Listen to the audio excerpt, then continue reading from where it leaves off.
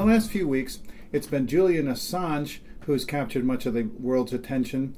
And since he has been battling extradition to Sweden from the United Kingdom, recently it was the president of Ecuador, a South American country, who gave asylum to Julian Assange at his country's embassy in London.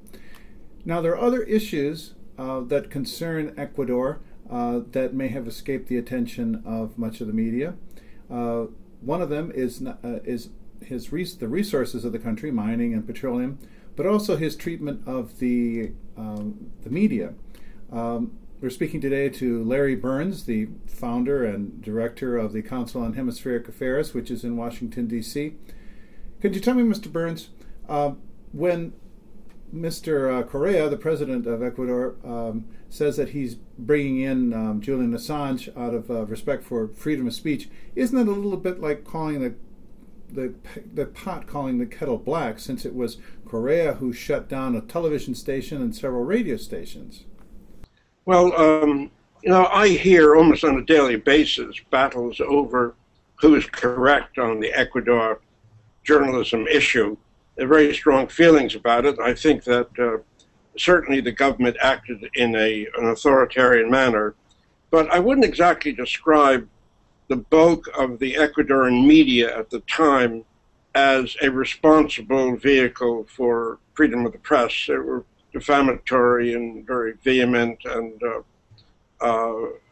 the articles they brought out frequently were tendentious, and there was almost no way that the president could respond because of the fact that most of the newspapers were owned by the private sector that were very hostile to Correa's rule. But as time went by, Correa became more volatile and unappealing in his position. But it should be said, even though the court awarded an extensive jail time, and I forgot the exact sum, maybe $40 million in compensation for damages, Correa waved those away and refused to collect them. So it ended up with a sort of a strong signal from Correa that because of the fact that he's an immensely popular figure in Ecuador, in spite of his rabble-rousing, and if an election was held tomorrow, he'd win hands down. And the middle class in Ecuador is small and not particularly enlightened. So, and the well-to-do of Quito and Guayaquil are not particularly sensitive to the issues of poverty and joblessness which haunt Ecuadorian national life. So the country is not in that good shape, although Correa is in many respects, a rather remarkable figure, since most of the Ecuadorian presidents have been buffoons of one category or another. There have been maybe President Orosamina was not Orosamina, someone else. I forgot his name, but Orosamina was one of the buffoons. But what has happened has been that not only has Correa opened up society, and Ecuador was never a particularly violent country. It was no El Salvador, it was no Chile, it was no Argentina. It didn't have a streak of violence in its public life. But now, but neither did it have a great sensitivity to the poor, or did it find a place in society for them to function. And I think that hurt the cohesiveness of society. Now, what do you suppose is his reasoning for bringing on this problem of Assange? Is this a kind of an effort at gaining a regional power? Stealing some of Venezuelan President Hugo Chavez's fire? I think there was a lot of that in it. Curiously enough, Correa, unlike Chavez, was always on the airplane flying somewhere. Correa didn't do much foreign travel. He stayed at home. He built bridges, and he would come forth with the occasional loon. Had a social vision to them, and were of meaning.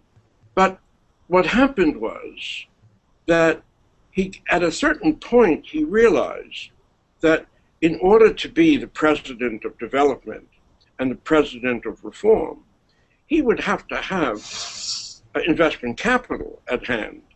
And since it would cost a great deal of money to even generate income from the commodities that Ecuador had in abundance and the reforms that were scheduled to be made, unless this capital was in hand, there'd be no way to bring to the surface the extractive minerals and bring on new agricultural land to grow bananas and other crops. So the question is, how do you develop a society, particularly a society that you promised in your presidential race that you would open up the doors to the indigenous community? They no longer would be marginal on the surface.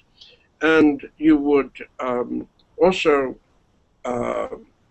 allow that community to have access to resources, and no longer, as had been the case for so many generations, that the Indians were fed a lot of soup. Pledges were made to them. The pledges were never honored, and the mestizo culture and the white culture always left them bereft of income and value from the country's resources. That's the problem. And what we have now is that Correa has had to fallen back on many of his promises, and there's a growing kind of a confrontation between the indigenous population and those surrounding the president. Is what you're saying that he needs to form these regional alliances in order to obtain the capital that he needs for these development projects? Well, it's no easy task to do what he's trying to do. And the interesting thing is that almost every one of these moral renovators, like Evo Morales, and even in Brazil, with Lula, what happened was that when Lula came to office, he made major reforms, but there were reforms in the wrong direction. That is, he had promised a kind of democratic socialist vision, and the first thing he did was to appoint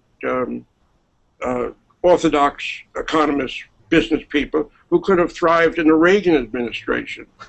And meanwhile, his political party went amok in terms of its corruption, not Lula himself, but the party. And Lula kept on making concessions, but it was labor that was hurt by the concessions, and it was the environmentalists that were hurt. So although Latin America has many victories to show for its political uprising, its declaration of a new hope for a new tomorrow, much of that new hope has never been delivered. And it's very difficult to deliver it because you've got to, almost in a sense, you've got to repress in order to invest. And that's a rather unattractive alternative. Well, thanks so much. Again, we've been speaking to Larry Burns of the Council on Hemispheric Affairs, which is based in Washington, D.C. We're going to follow this issue of not only Julian Assange, but the rise of Rafael Correa. I'm Martin Barrias reporting for Sparrow News.